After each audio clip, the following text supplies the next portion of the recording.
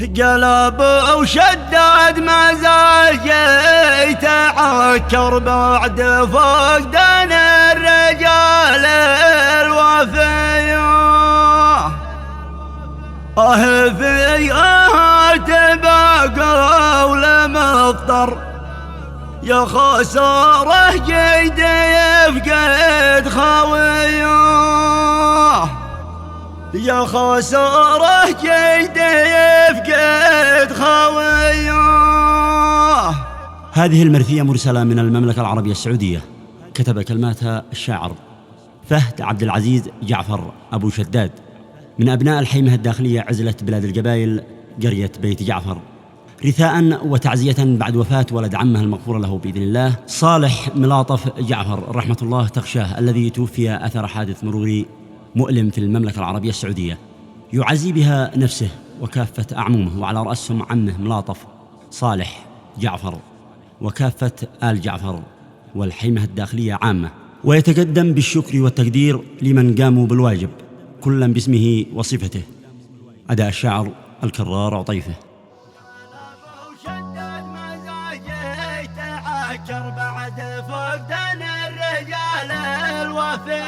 بعد فقدان الرجال الوفيه قلب وشدد مزاجي تعكر بعد فقدان الرجال الوفيه. بعد كم من جيد قلبي تأثر ضاق حالي الرجال الأبيه.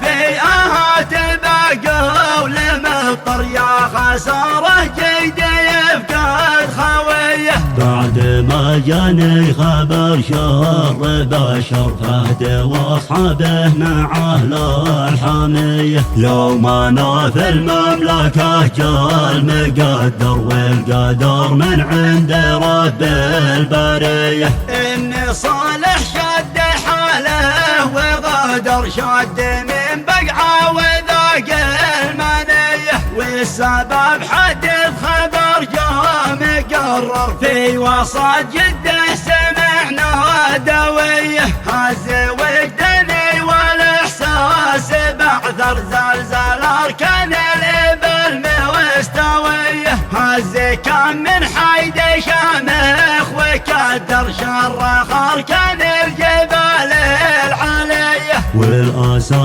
والحزن خلاني يسهر والزمان صارت رياحه حاتيه. بعد رزح الضار ذاك ابن جعفر خير ربعه والرجال القويه. والتعازي للحيام خاصة تسطر داخليتها مع الخارجيه. باسم ابو صالح ملاطف تحرر في مصابه والجلال معتنيه. عظم الله اجر ربعي وكثر بالمدد بالصبر رب البريه. والذي وقف من القوم يشكر شكر بعد الله واجمل تحيه. تبلغه لين الاباد بيت الاحمر رتب في الشده نشامه سخيه. بو امير الجيد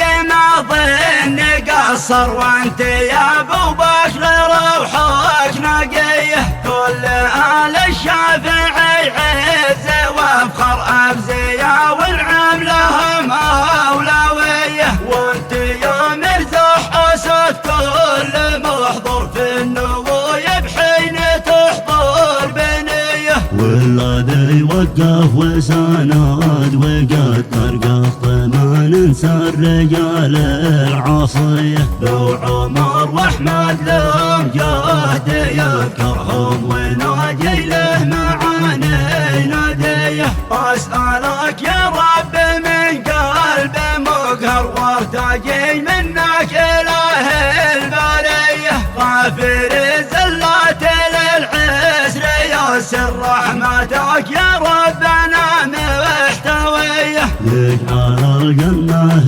مثواه ويقبل خاطره والروح تبقى ناديه. خاتمها صلوا على من قد انذر عنا به